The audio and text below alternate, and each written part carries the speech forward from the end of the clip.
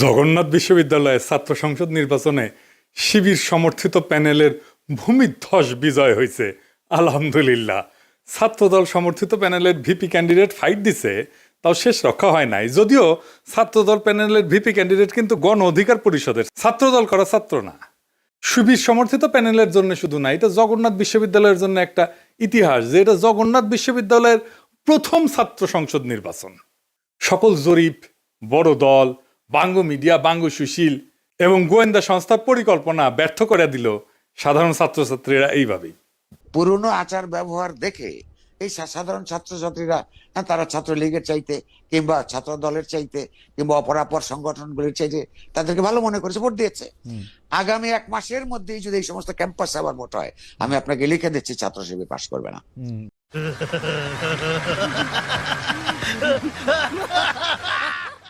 ইদানিং তো আবার জরিপ চলতেছে। জরিপে দেখা যায় বিএনপি ছাড়া কথা নাই। 70% লোক নাকি বিএনপিরে ভোট দিবে। এমিনেন্স একটা জরিপ করেছে, ওর মালিক আমার মেডিকেলের 3 বছরের জুনিয়র জাসদ করেছিল। ওর এনজিও হেলথ নিয়ে কাজ করে ওই এমিনেন্স। এখন নতুন ধান্দাবাজিতে নামিছে।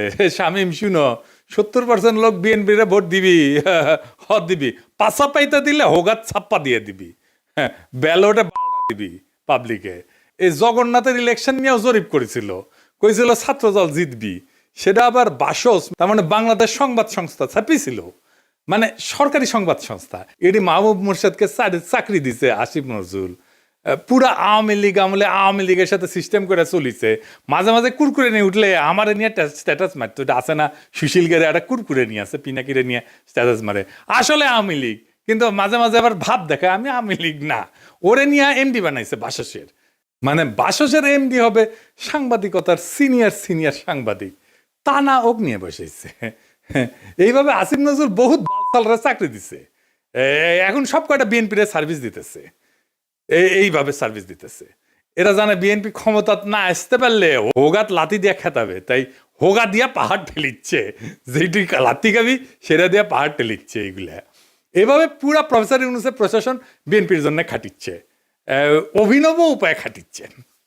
এটা কথা কয়েনি প্রফেসর ইউনূসের প্রশাসন, উপদেষ্টা মণ্ডলী শুনেন, মন দিয়ে শুনেন। বৃহত্তর বিএনপির প্রফেসর ইউনূসের উপদেষ্টা পরিষদের শাখার সদস্যরা এবং প্রশাসনে বিএনপির লেসপেন্সাররা শুনে রাখেন, আপনারা রাষ্ট্রের কর্মচারী, ওই রাষ্ট্রের মালিক জনগণ, বিএনপি না। মাথায় রাখেন, একদিন না একদিন জনগণের সরকার আসবে ক্ষমতাত, সেদিন কিন্তু কোনো ছাড় পাবেন না। সেই সরকার প্রফেসর ইউনূসের সরকারের মতো ধ্বজভঙ্গ সরকার হবে না। সেই সরকার হবে জুলাইয়ের আগুনে উদ্দীপ্ত সরকার।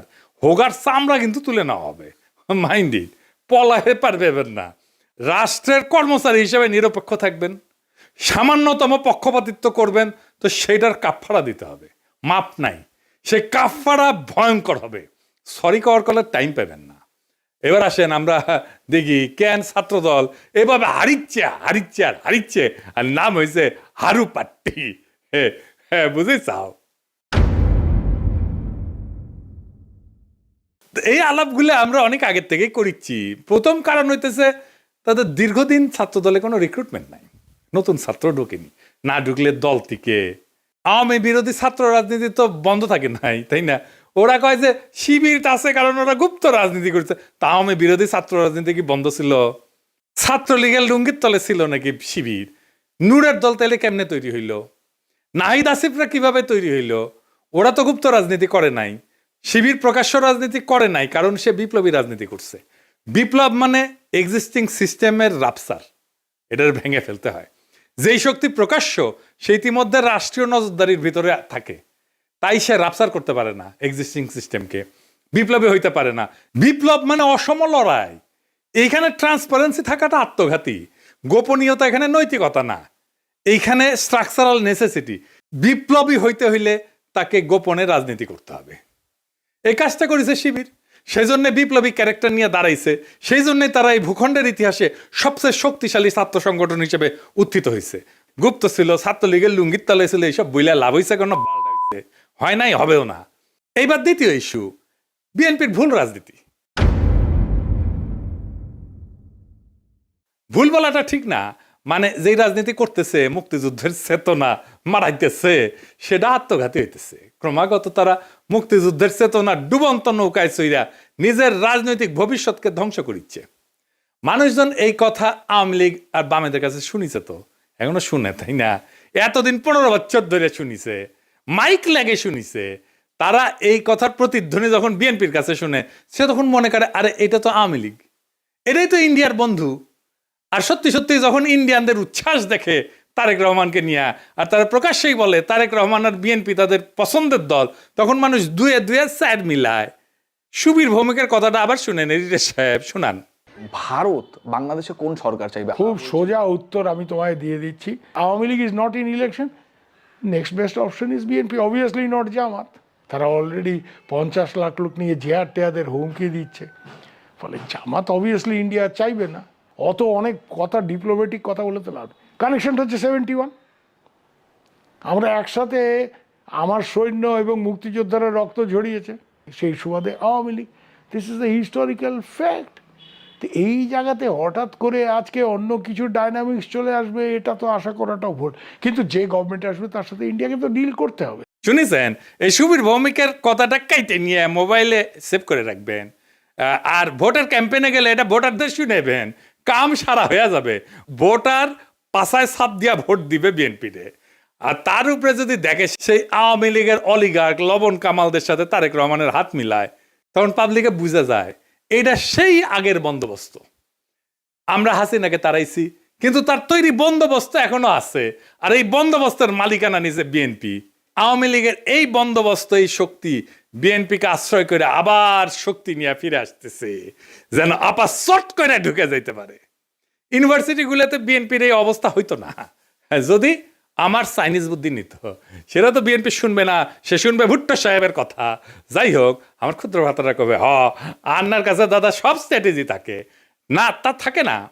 তাই স্ট্র্যাটেজি আমি বানাইবার পারি, কয়া দিতেছি, কমো কয়া দি। এখন তো কয়া দিলেও কোনো লাভ করবার পারবি না, কিন্তু কয়া দি যে কেমনে এটা করা যায় গেল নি। আসেন এটা শুনি দেখি, মজা পাবেন কলে।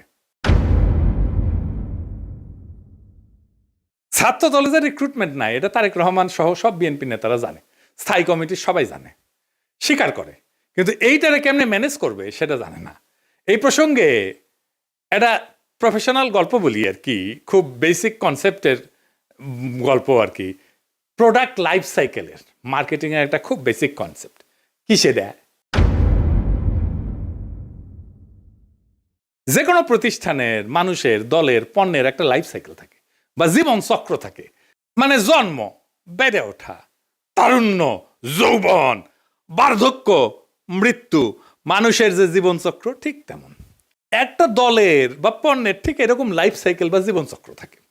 প্রথমে এটাকে বলা হয় ইন্ট্রোডাকশন বা উদ্ভব পর্ব, গ্রোথ বা উত্থান পর্ব, ম্যাচুরিটি বা আধিপত্য পর্ব, ডিক্লাইন বা পতন পর্ব।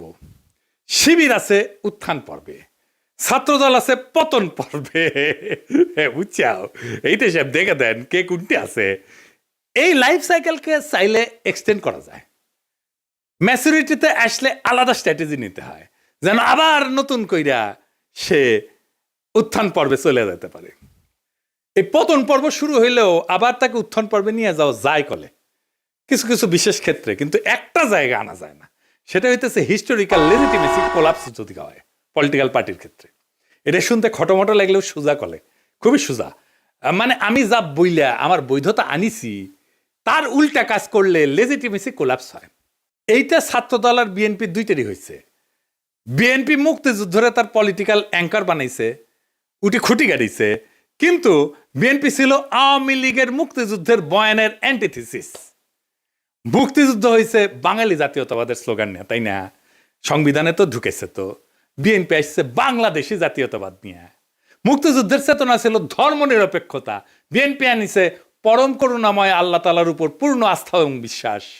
আওয়ামী মুক্তিযুদ্ধের লক্ষ্য ছিল সমাজতন্ত্র, বিএনপি কইছে না না, সমাজতন্ত্র মানে যদি হয় অর্থনৈতিক এবং সামাজিক ন্যায় বিচার, তাইলে ঠিক আছে, অন্য সমাজতন্ত্র আমি মানি না।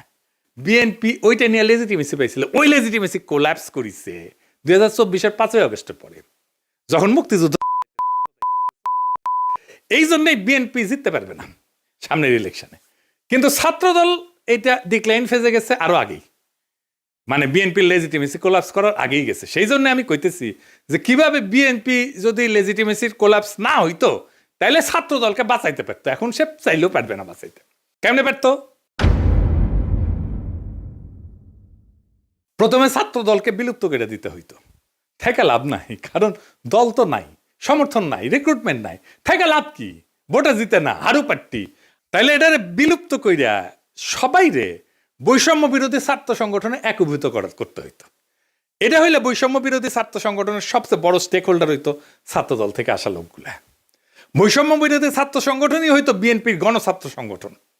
সে আরো বৃহত্তর ঐক্যের চেষ্টা করতো, ছাত্র অধিকার পরিষদকে নিত, ইনকিলাব মঞ্চকে নিত, এরকম ছোটখাটো দলগুলোকে সে ঢুকায় ফেলতো, একীভূত করে ফেলতে পারতো। তাইলে শিবিরের একটা শক্তিশালী বিরোধী দল দাঁড়াইতো। এটা হইলে শিবিরের সাথে শক্ত ফাইট দিতে পারতো, অনেক জায়গায় জিতেও যেতে পারতো। আর যে রিক্রুটমেন্টের গ্যাপ তৈরি হয়েছে সেটা পূরণ হইতো, কারণ এই বৈষম্য বিরোধী ছাত্ররা তো ছাত্র দল করে না, এরা তো নতুন তরুণ, আরো তরুণ, এরা ঢুকতো, তাইলে তার গ্যাপটা পূরণ হইতো।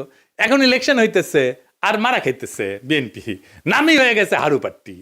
এখন আমার ক্ষুদ্র ভাতারা একটা বিরাট কোশ্চেন করে ফেলতে পারে আমাকে, আমি কালে ডরে আছি। হ্যাঁ, যে কয় যদি দাদা দলে যদি এইভাবে লাইফ সাইকেলের মধ্যে যায়, উত্থান পতনের মধ্যে দিয়া যায়, তাহলে তো আমেরিকা রিপাবলিকান আর ডেমোক্রেটদের মইরা ভূত হয়ে যাওয়ার কথাই ছিল। এইগুলো তো ভালোই টিকে আছে। তো মাঝে মাঝে বুঝছাও আমার মনে হয় যে আমি দিনে 4-5টা করে ভিডিও বানাই, ব্যানে এগুলো ব্যাখ্যা করি। মেলা কোশ্চেন আছে সবার মাথার, তাই না? হ্যাঁ, এটা খুব ইন্টারেস্টিং প্রশ্ন করে করেছেন আপনারা, না করলেও কয়ে দিলাম, তাই না?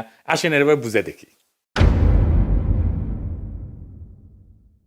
আমেরিকান রিপাবলিকান আর ডেমোক্রেটিক পার্টি এটা স্বাভাবিক রাজনৈতিক দল না, ওইগুলো কার্যত রাষ্ট্রের ভেতরে একটা ইনস্টিটিউশনালাইজড পাওয়ার মেকানিজম। এটা কি? এটা প্রতিষ্ঠান হয়ে গেছে, এটা দল নাই, এটা রাষ্ট্রের সাথে একীভূত হয়ে গেছে, অনেকটা চাইনিজ কমিউনিস্ট পার্টির মতো। তাই ওদের পতন হয় না, ওদের রূপ বদলায়।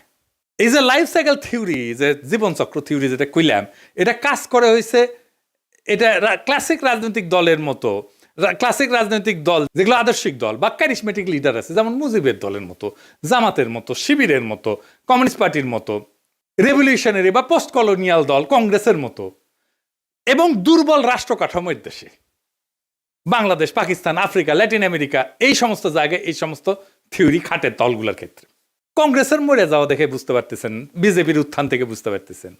আমেরিকান পার্টিগুলো আলাদা, রিপাবলিকান পার্টি, ডেমোক্রেটিক পার্টি, কোনোটাই কোনো ইডিওলজি না, কিন্তু কোনোটা একজন লিডারের উপরে দাঁড়ানো না, আদর্শিক নেতা নাই, কোনোটা একটা শ্রেণীর একচ্ছত্র প্রতিনিধি না, বরং এরা হইলো একটা নির্বাচনী ঐক্যের একটা ফ্রন্ট। এবং এরা কখনো পতন হয় না কয়েকটা কারণে, আমি এটা করে বলি। এক নম্বর হইতেছে 2 পার্টি সিস্টেম, এখানে 3 নাম্বার পার্টি এসে ক্ষমতার অংশ হওয়া এক্সট্রিমলি ডিফিকাল্ট। সেই জন্য এই 2 পার্টির বাইরে আসলে কেউ যাইতে চায় না, রিস্ক নেয় না। আমেরিকার মানুষ রাগ করলে নতুন দল বানায় না, পুরানো দলের ভিতরে ঢুকে সেটা বদলানোর চেষ্টা করে। এবং আপনি দেখবেন রিপাবলিকান এবং ডেমোক্রেটিক পার্টি দুটেরই বদল হয়েছে ভিতর থেকে মেলাবার, 1-2বার না। এই কারণে দল ভাঙে না, ভেতরের রূপটা বদলায় যায়।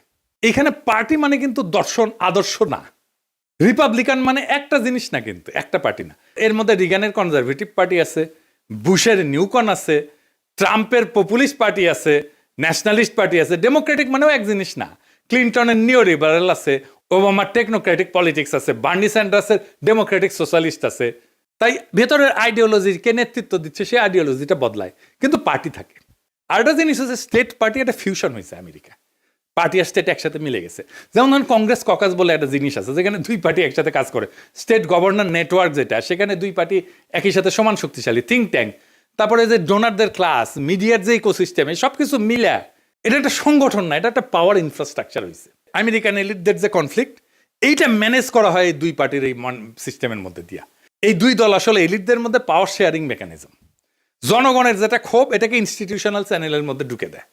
আর এরা ক্রাইসিসে ভেঙে যায় না, রিব্র্যান্ড করে নিজেদেরকে। যেমন ধরেন ভিয়েতনাম যুদ্ধের পরে ডেমোক্রেটদের রিফর্ম হয়েছিল, সিভিল রাইট মুভমেন্টের পরে রিপাবলিকানরা একটা সাউদার্ন স্ট্র্যাটেজি নিয়েছিল, 2016-তে সেটাতে ট্রাম্পের নতুন তত্ত্ব, এই পপুলিস্ট তত্ত্ব নিছে। তারা ইডিওলজিক্যাল রিসাইক্লিং করে। তার মানে কি ওরা কখনো মরবে না?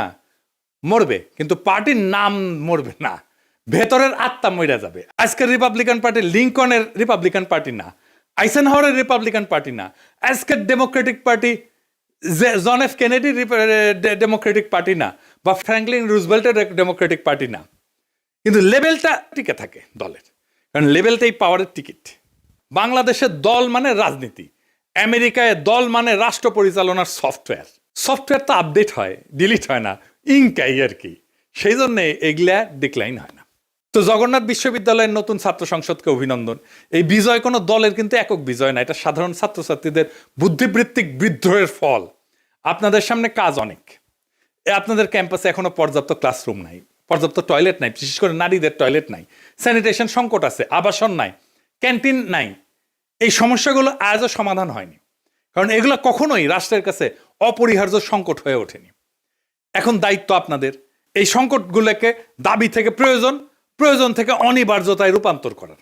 রাষ্ট্র সাধারণত তখনই নৈরাচরে বসে যখন বোঝে এই সমস্যার সমাধান না হলে স্বাভাবিক শাসন চলবে না।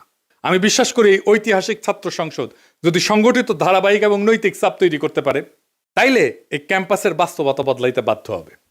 আর একটা কথা পরিষ্কার করিয়া বলি, প্রফেসর ইউনূসের সরকার এবং প্রশাসনকে রাষ্ট্রের কর্মচারীরা কারো দলীয় সম্পদ না। রাষ্ট্রের মালিক জনগণ। সময় বদলায়, সরকার বদলায়, কিন্তু দায় থেকে কেউ কিন্তু মুক্ত হয় না। আজ যারা সিদ্ধান্ত নিচ্ছেন যে আপনারা বিএনপির ক্ষমতায় আনবেন এবং বিএনপির লেসপেন্সারি করবেন, আপনাদের মনে রাখা উচিত ইতিহাস কখনো হঠাৎ বিচার করে না, কিন্তু একদিন ঠিকই হিসাব খুঁড়ে নেয়। আর এই ছাত্র সংসদের কাছে আমার প্রত্যাশা একটাই, আপনারা ভবিষ্যতের জন্য রাজনীতি তৈরি করবেন। এই ক্যাম্পাসের ভাষা যদি বদলায়, তাহলে দেশ বদলায় তো সময় লাগবে না। আশা করি আগামী ফেব্রুয়ারিতে আমাদের বন্ধুসুলভ সরকার আসলে আপনাদের যতগুলো সমস্যার কথা বললাম, এই সমস্যাগুলোর সমাধানের জন্য আমি ব্যক্তিগতভাবে আপনাদের সাথে থাকব। ফেব্রুয়ারিতে আমাদের ফ্রেন্ডলি সরকারি ক্ষমতায় আসতেছে ইনশাল্লাহ। চান্দাবাজ, ধান্দাবাজ, লুটেরা, ইন্ডিয়ার নব্য লেসপেন্সারেরা ক্ষমতায় আসবে না। আমি যে এপিসোডের পরে ইনকিলাব বলি, ওইটা কিন্তু শুধু স্লোগান না। ইনকিলাব মানে বদল, ইনকিলাব মানে বিপ্লব, ইনকিলাব মানে ভেঙ্গা চুইরা নতুন ভাবে গড়ে তোলা, ইনকিলাব মানে দেশ এবং জাতির জন্য অপরিহার্য হইয়া ওঠা। ইনকিলাব জিন্দাবাদ।